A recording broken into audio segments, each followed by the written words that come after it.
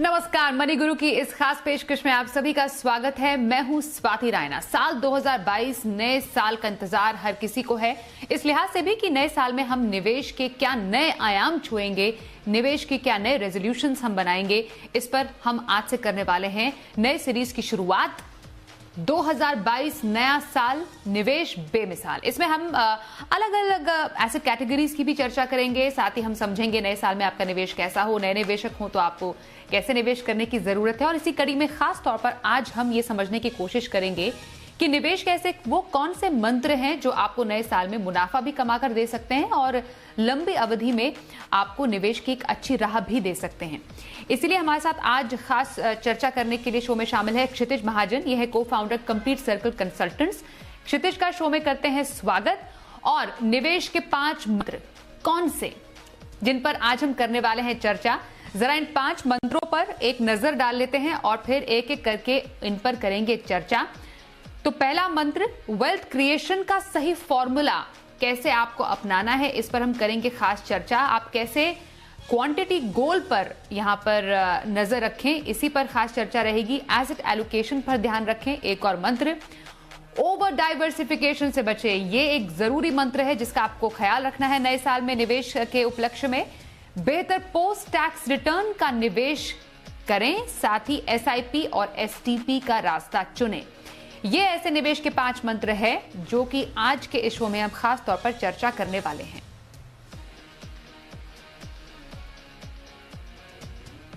क्षितिज, सबसे पहले नया साल, इसमें उम्मीदें बहुत सारी है, आशाएं बहुत सारी है लोगों को। जो मौजूदा साल में लोग नहीं कर पाए, वो उम्मीद वो करते हैं कि नए साल में कम से कम उसकी शुरुआत तो कर लें। तैयारी लेकिन पहले से ही करनी पड़ेगी। इसलिए जैसे निवेश के 5 मंत्र, अभी मैंने उनका थोड़ा बहुत एक ट्रेलर दिया, इसलिए एक एक करके जरा डिस्कशन उन पर शुरुआत करते हैं। हम जब वेल्थ क्रिएशन की बात करते हैं, वेल्थ क्रिएशन रातों रात का एक कोई लक्ष्य नहीं होता है, इसमें सालों लगते हैं। और जब हम वेल्थ क्रिएशन के लक्ष्य की बात करते हैं तो हम उस लक्ष्य को हासिल करने के लिए कई पड़ावों से गुजरते हैं। इसलिए जब हम कहते हैं कि वेल्थ क्रिएशन के लिए हमें किन बातों का ख्याल रखना है, मतलब हमें क्वांटिटी गोल की तरफ देखना चाहिए। बेसिकली आप जो है अपना जो वेल्थ क्रिएशन का जो लक्ष्य है वो एक्यूमुलेशन ऑफ यूनिट्स के जरिए कीजिए, ना कि उस पर्टिकुलर लक्ष्य के प्राइस के जरिए करिए। थोड़ा टेक्निकल है लेकिन आप थोड़ा सिंप्लीफाई करके इसे बताइए। धन्यवाद स्वाति। एंड ये हम जो गोल की बात कर रहे हैं, जो नए साल में लोग जिस पे फोकस करें, वो इसलिए इम्पोर्टेंट है सबसे पहले कि दैट हम हमेशा रिटर्न ओरिएंटेड स्कीम्स को अपनाने की कोशिश करते हैं अपने पोर्टफोलियो में। कितना रिटर्न देगा, कितना रिटर्न देगा। पॉइंट इज, जो सबसे इम्पोर्टेंट पॉइंट आ जाता है कि दैट हम लोगों को यूनिट्स पे, या कोई, हम यहाँ शेयर्स डिस्कस नहीं करते हैं, नंबर ऑफ शेयर्स पे जो लोग शेयर लेते हैं उन पे फोकस करना चाहिए। बिकॉज होता क्या है कि end of the day price तो आपको मिल ही जाएगा अगर अच्छा फंड है और अगर अच्छा शेयर है तो। बट अगर आपके पास क्वांटिटी कम होगी तो उस प्राइस का कोई बेनिफिट नहीं होगा। मान लीजिए आपने आज एक म्यूचुअल फंड में 10,000 रुपये लगाए हैं और आप ये देख रहे हैं 20 साल के बाद उसकी वैल्यू क्या हो गई। मान लीजिए 2 लाख हो गई है वैल्यू, पर आपकी आज की वैल्यू 10,000 थी तो 2 लाख हुई। ये वैल्यू 1 लाख होती तो वो वैल्यू 2 करोड़ हो सकती थी। सो ये इस चीज पे फोकस करना ज्यादा जरूरी है कि हम लोग यूनिट्स एक्यूमुलेट करें। इसको सिंप्लीफाई करते हैं।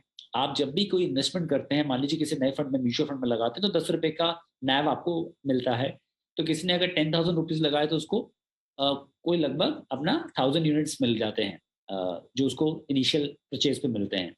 अब हम उसकी वैल्यू लगाना शुरू कर देते हैं कि 1 महीने में क्या वैल्यू है, या कुछ लोग तो नैव ओपन किस नैव पे हो रही है जब फंड खुलता है, 2 महीने में क्या वैल्यू है।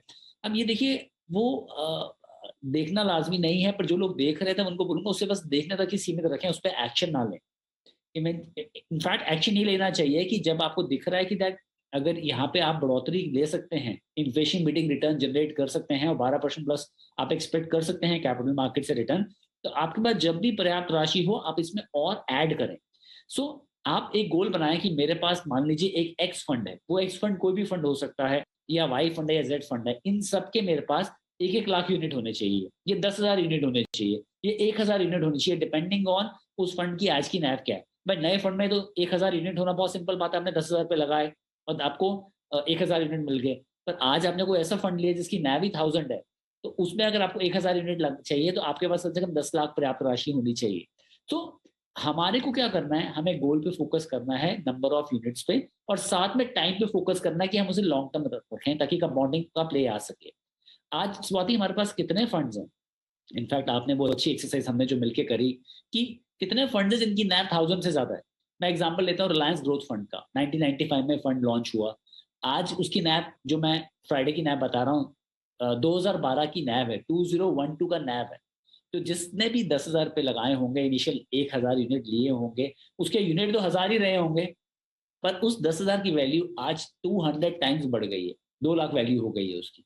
सो ये कंपाउंडिंग का इम्पैक्ट आता है, पर ये इम्पैक्ट पिछले 25-26 साल में आया है, ओवरनाइट नहीं आ गया। जो पिछले 1.5 साल में हुआ है वो वो एक एबरेशन था, क्योंकि कोविड के कारण सेंट्रल बैंक्स ने बहुत मनी प्रिंट किया, जिस कारण से लिक्विडिटी बहुत मार्केट में आई और कैपिटल मार्केट ने अच्छा परफॉर्मेंस दिया। ये वन ऑफ द ईयर आता है, 5-6 साल में एक साल ऐसा आता है, बट ऑन एन एवरेज आप कैपिटल मार्केट से over a period of time, जिसमें वन ऑफ द ईयर ऐसा रहता है, 12-13% एक्सपेक्ट कर सकते हैं। अभी रिसेंटली पिछले 40 दिन से हम बिकवाली देख रहे हैं बाजार में एफआईएस के द्वारा, बट उसमें भी पैनिक होने की जरूरत नहीं है। काफी लोग जो साइडलाइन पे थे, जिनका इन्वेस्टमेंट नहीं हुआ था, उनके लिए आज एक अपॉर्चुनिटी आ रही है जहां पे डिस्काउंट पे वो अपॉर्चुनिटी में इन्वेस्ट कर सकते हैं।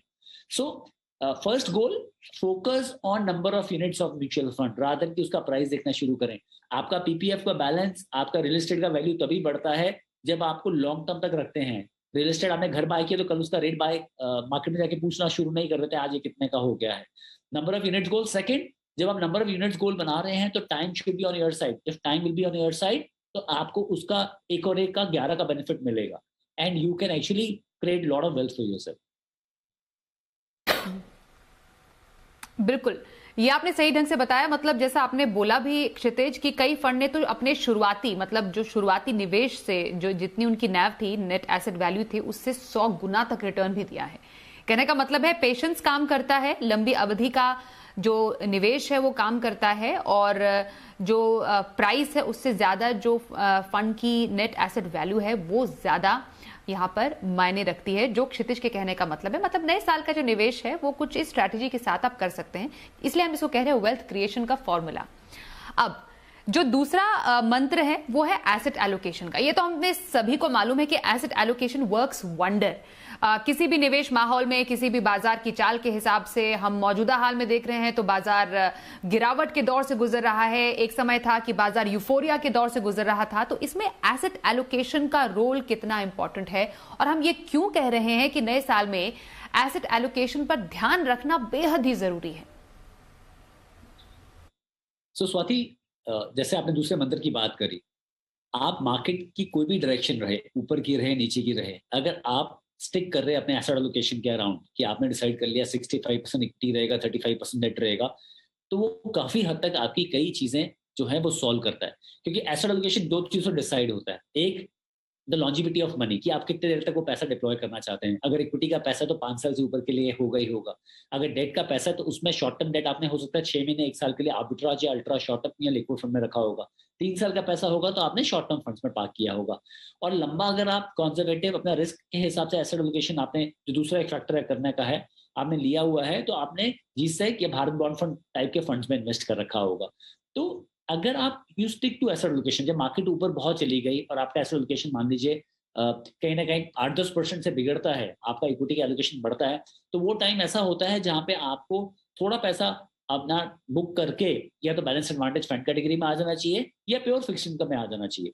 मैं प्रेफर करता हूं कि हम बैलेंस एडवांटेज फंड में मूव करें, क्योंकि वो ऑटोमेटिक उस पैसे को एसेट एलोकेट करता है। क्योंकि आज की डेट में, अब तो मार्केट गिरी हुई है, जब मार्केट ऑल टाइम हाई थी, सेंसेक्स 60,000 पे था, तो ज्यादातर बैलेंस एडवांटेज फंड्स के इक्विटी एलोकेशन 35-36% थे। अब मार्केट जब गिर रही है तो ऑटोमेटिकली फंड मैनेजर वहां पे इक्विटी एलोकेशन इंक्रीज करता जाता है। तो ये इसलिए इंपॉर्टेंट है कि कल को आपका जो डिसाइडेड गोल प्लान है इनिशियली वो इंटैक्ट रहे, ताकि आपकी अवेलेबिलिटी ऑफ लिक्विडिटी जो आपके पास हमेशा रहे। ये इसलिए बहुत इंपॉर्टेंट है। दूसरा, इसी में एक फैक्टर आता है कि ये कैपिटल मार्केट्स जब बहुत अच्छी होती हैं, जैसे ये यूफोरिया आपने बात करी चल रहा है, तो बहुत तरह की रिकमेंडेशंस, प्रोडक्ट बास्केट्स और बहुत तरह की टिप्स आनी शुरू हो जाती हैं, फ्लो होती है मार्केट में। उससे थोड़ा बच कर रहें, स्टिक करें एसेट एलोकेशन की तरफ। देखिए, इतनी कॉम्प्लिकेशन अदरवाइज है लाइफ में, इन्वेस्टमेंट बहुत सिंपल होनी चाहिए। ये आपका इक्विटी एलोकेशन, आपका डेट एलोकेशन है। इतना आप इक्विटी में करना चाहते हो, इतना आप डेट में करना चाहते हो, एंड उस पे स्टिक करें, and just see the wonders of magic playing over a period of time. तो एसेट एलोकेशन का तो ध्यान रखना ही है, विद इन एसेट भी एलोकेशन का ध्यान रखने की जरूरत है। इक्विटी में जैसे क्षितिज ने बताया, एसेट एलोकेशन के लिए बैलेंस एडवांटेज एक कैटेगरी है, बैलेंस एडवांटेज फंड की एक कैटेगरी है जो आपके निवेश को बैलेंस करने का काम करती है। उसका मैकेनिज्म कुछ ऐसा है। इनफैक्ट एक छोटा सा मैं जो जिक्र है क्षितिज, वो डेट में एसेट एलोकेशन पे भी करना चाहती हूँ, बिकॉज हमें मालूम है कि डेट की कैटेगरीज भी इतनी ज्यादा है, फिर फिक्स इनकम में भी इतनी कैटेगरीज है, तो डेट में एसेट एलोकेशन करने का कोई एक तरीका? डिफाइन कीजिए आपको पैसा कब चाहिए। मान लीजिए आपने सोचा कि आपको कोई प्रॉपर्टी बाय करनी है और उसका टाइम 5-6 महीने के फ्रेम में आ सकता है, आपको पेमेंट करनी है, तो डेट में इतनी फ्लेक्सिबिलिटी है म्यूचुअल फंड में, आपको over a period of 1 week से लेके और ओवरनाइट फंड 1 दिन से लेके आप 10 साल तक या 15 साल तक fix income mutual fund, debt fund में इन्वेस्ट कर सकते हैं। उस कैटेगरी में जहां आपको 5-6 महीने में पैसा चाहिए, आप या तो आर्बिट्राज फंड ले सकते हैं या अल्ट्रा शॉर्ट टर्म ले सकते हैं। अगर आपको पैसा जो 1 या 2 महीने का ही है आपका पैसा, तो उसको आप लिक्विड फंड या ओवरनाइट फंड्स में पार्क करें। अगर आपका पैसा 1 साल से ऊपर का है, तो आप उसे आर्बिट्राज या रेगुलर सेविंग फंड जो डेट के होते हैं, जो पहले MIP होते थे, आप वो कैटेगरी देख सकते हैं। अगर आपका पैसा जो है वो 18 महीने से 3 साल का है, तो आप शॉर्ट टर्म इनकम फंड्स देख सकते हैं, और साथ में आप बैलेंस एडवांटेज फंड की जो कंजर्वेटिव कैटेगरी है, जिसमें 25% इक्विटी है आपका है, आप उन फंड्स को भी देख सकते हैं, ताकि आपको इक्विटी का बेनिफिट भी मिल जाए, एट ए सेम टाइम आपको लॉन्ग टर्म के लिए ज़्यादा इक्विटी में वॉलेटिलिटी भी नहीं मिले। तो आप वो दोनों चीज़ें देख सकते हैं। तो फिक्स इनकम में भी बहुत कैटेगरी ऑफ फंड्स हैं, जहाँ पर आप overall depending on your capital need, कब का पैसा चाहिए, आप एसेट एलोकेट कर सकते हैं, रादर देन कि आप एक FD में ही डाल के रखें पैसा, और जहाँ पे आपको टैक्स बेनिफिट भी नहीं मिले। बिल्कुल। और एसेट एलोकेशन के बाद जो निवेश का एक महत्वपूर्ण मंत्र होता है क्षितिज, वो होता है डाइवर्सिफिकेशन का। अब जब हम डाइवर्सिफिकेशन की बात करते हैं तो हम एक जो फैक्टर है उसको भूल जाते हैं, वो होता है ओवर डाइवर्सिफिकेशन। बिकॉज एक बहुत ही थिन लाइन है डाइवर्सिफिकेशन और ओवर डाइवर्सिफिकेशन के बीच में। ये मैं आपसे समझना चाहती हूं कि ओवर डाइवर्सिफिकेशन से बचा कैसे जा सकता है, और यूजुअली ओवर डाइवर्सिफिकेशन किसी के पोर्टफोलियो में हो कैसे जाती है? So I think thanks to Swati, you and many of your colleagues in industry, जिन्होंने इतना ज़्यादा फोकस किया है म्यूचुअल फंड के ऊपर, एजुकेशनल प्रोग्राम्स कर करके, कि दैट लोगों को डाइवर्सिफिकेशन तो समझ आ गया है, पर अभी डाइवर्सिफिकेशन जो है काफ़ी हद तक पोर्टफोलियो में ओवर डाइवर्सिफाई में कन्वर्ट हो रहा है। और वो हो क्या रहा है कि क्लाइंट्स, कोई भी फंड आ रहा है, नई ऑफरिंग आ रही है, या एग्जिस्टिंग में भी कुछ उनको आइडिया समझ आ रहा है, वो हर जगह पार्टिसिपेट कर रहे हैं, और उसमें क्या होता है 13, 14, 15, 16, 18, 20 म्यूचुअल फंड का एक पोर्टफोलियो कार्व आउट हो जाता है। अब आप समझिए हर म्यूचुअल फंड में 40-50 स्टॉक्स हैं, फोकस में 20-30, 30-40 हैं, डाइवर्सिफाइड में 40-50 हैं, स्मॉल कैप मिड कैप में 60-70 भी हैं स्टॉक्स हैं। तो जब आप इतने फंड्स अपने बास्केट में ले लेते हैं, तो आपके पास कॉमन स्टॉक्स जो हैं उनको अगर हटा दें, तो यूनिक स्टॉक्स आपके पास आइडियाज कई बार 500 से ऊपर हो जाते हैं, जो पोर्टफोलियो लेवल पे हो जाते हैं। अब अगर आपके पास यूनिक स्टॉक्स 400-500 हैं आपके पोर्टफोलियो में, तो आपका रिटर्न इन लाइन में BSE 500 ही आएगा, उसे बीट नहीं कर पाएगा। ये ओवर डाइवर्सिफिकेशन के कारण आपका जो रिटर्न है उसे वो नीचे ड्रैग करता है, बिकॉज आपके पास हर सेक्टर के हर तरह के स्टॉक्स हो जाते हैं। तो इसलिए इंपॉर्टेंट है कि आप 5 से 6 म्यूचुअल फंड में अपना पोर्टफोलियो कार्व आउट करें। जो थोड़ा HNI सेगमेंट के क्लाइंट्स हैं, वो 1 या 2 PMS ऐड कर सकते हैं कॉम्प्लीमेंट करने के लिए साथ में, और उसके साथ 6 फंड्स और 2 PMS के साथ मिलके अपना पोर्टफोलियो आगे बढ़ाएं। वो डाइवर्सिफिकेशन काफ़ी है। देखिए जो यूनिवर्सल रूल तो ये कहता है स्वाति, अगर आपको जो अनसिस्टमैटिक रिस्क अगर आपको वेव आउट करना है, तो अगर आपके पास 30 स्टॉक्स हैं तो भी वो काम हो जाता है across sectors. But I agree that यहाँ पे म्यूचुअल फंड्स के पोर्टफोलियो में 5-6 फंड्स होने जरूरी है, जहाँ पे आप कॉम्प्लीमेंट कर सकते हैं एक कपल ऑफ फोकस फंड को, साथ में एक निफ्टी इंडेक्स फंड को, साथ में एक लार्ज एंड मिड कैप, और 1-2 आपके सेक्टोरल फंड्स को, जहाँ हेल्थ केयर और टेक्नोलॉजी में आप पार्टिसिपेट कर सकते हैं। और अगर इन दोनों में से एक सेक्टर ले लिया आपने, तो साथ में आप एक इंटरनेशनल फंड भी ऐड कर सकते हैं, ताकि इंटरनेशनल एलोकेशन आ जाए, जो टोटली अलग हो जाती है डोमेस्टिक एलोकेशन से। तो इस तरह से आप एक अच्छा डाइवर्सिफाइड पोर्टफोलियो कार्व आउट कर सकते हैं 6 फंड्स में। पर जब आप बहुत ज़्यादा फंड्स ले लेते हैं, तो वो आपके रिटर्न को इनफैक्ट नीचे को ड्रैग करता है, ऊपर नहीं लेके जाता। क्षितिज, हमने अब तक चर्चा की किस तरीके से आप वेल्थ क्रिएशन कर सकते हैं नए साल में। बेसिकली फंड के नेट एसेट वैल्यू पर ज्यादा ध्यान देकर आप लंबे समय तक इक्विटी में रिटर्न अपने लिए अच्छा बना सकते हैं। साथ ही एसेट एलोकेशन पर कैसे ध्यान रखना है, विद इन इक्विटी डेट आपको कैसे अपने पोर्टफोलियो को सेट करना है, और साथ ही हमने समझा डाइवर्सिफिकेशन और ओवर डाइवर्सिफिकेशन के बीच की बारीकियां और कैसे आपको ओवर डाइवर्सिफिकेशन से बचना है। अब सबसे इंपॉर्टेंट, जब भी हम निवेश करते हैं शायद ये फैक्टर कई बार भूल जाते हैं कि हमारे निवेश का जो पोस्ट टैक्स रिटर्न है वो कैसा होगा, या फिर महंगाई दर काटने के बाद हमें किस तरीके का रिटर्न मिलेगा। इसलिए हम यूजुअली जब पोस्ट टैक्स रिटर्न की बात करते हैं हम डेट फंड या फिर जो फिक्स डिपॉजिट है उसकी आपस में जरूर तुलना करते हैं। तो जरा मैं डेट फंड के कॉन्टेक्स्ट में आपसे समझना चाहती हूं कि पोस्ट टैक्स रिटर्न अगर मानिए किसी को डेट फंड में निवेश करके करना है तो लगभग कितना फायदा या कितना रिटर्न एक निवेशक को मिल सकता है as compare to fix deposit. Swati, ये बहुत इंपॉर्टेंट एस्पेक्ट है इन्वेस्टिंग का, बिकॉज मैं समझ सकता हूँ कि दैट इक्विटी एक थोड़ा रिस्की क्लास होता है इन्वेस्टमेंट्स का। काफ़ी काफ़ी हमारे सीनियर सिटीजन हैं, मैं अपने पेरेंट्स की बात करूँ, चलो वो तो बिकॉज मैं उनसे रोज़ बात करता रहता हूँ, तो वो इक्विटी में इन्वेस्ट करते हैं। मैं काफ़ी लोग फिक्स इनकम में इन्वेस्ट करते हैं, एफडीज बहुत करते हैं। हमारे जितने सीनियर सिटीजन हैं, हमारे जितने सीनियर लोग हैं, जो लोग इक्विटी से वाकिफ नहीं, अभी भी पार्टिसिपेशन इक्विटी मार्केट में 5% है। पर समझिए, जो भी आप एफडी कर रहे हैं, फिक्स डिपॉजिट कर रहे हैं, उस पे जो भी रिटर्न आपको मिलता है, वो जो इंटरेस्ट जिसको आप बोलते हो कि आज की डेट में 5.5-6% मिल रहा है, या कुछ नए बैंक शायद 6.5% दे रहे होंगे, पर जो भी रिटर्न आपको मिलता है वो एज ए इंटरेस्ट इनकम आता है, वो और आपकी इनकम में जुड़ता है।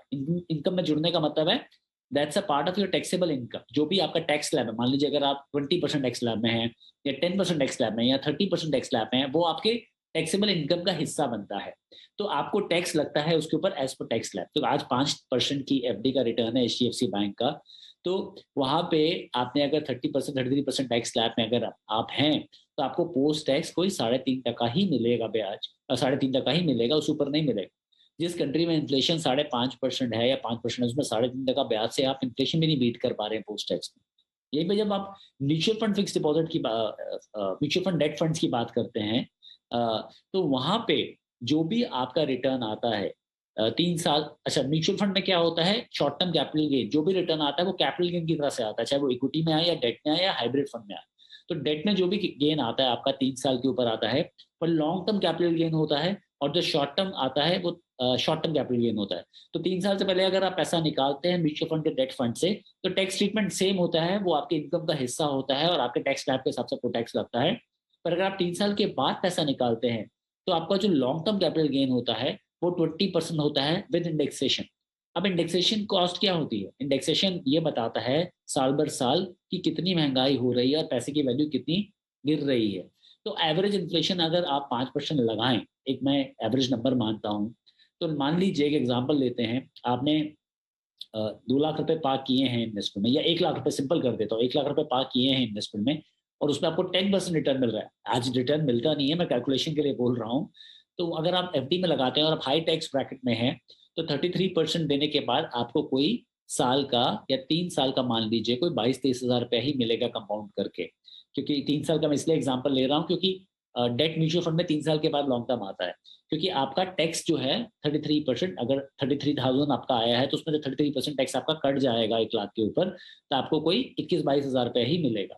वहीं आप इस फंड 1 लाख रुपए को अगर डेट म्यूचुअल फंड में लगाते हैं, वहां पे भी 10% ही मिलता है, हम कंपेयर सेम कर रहे हैं, और मान लीजिए 5% का इन्फ्लेशन है, तो 3 साल में जो कंपाउंड करके आपका इंटरेस्ट अगर मान लीजिए 33,000 बैठता है, तो उसमें से इन्फ्लेशन कॉस्ट वाला जो पैसा है, जो आप मान लीजिए 5% के हिसाब से 16,000 रुपये है, तो आपका टैक्स सिर्फ 16,000 जो बचा हुआ है उस पर लगता है, और वो 20% है।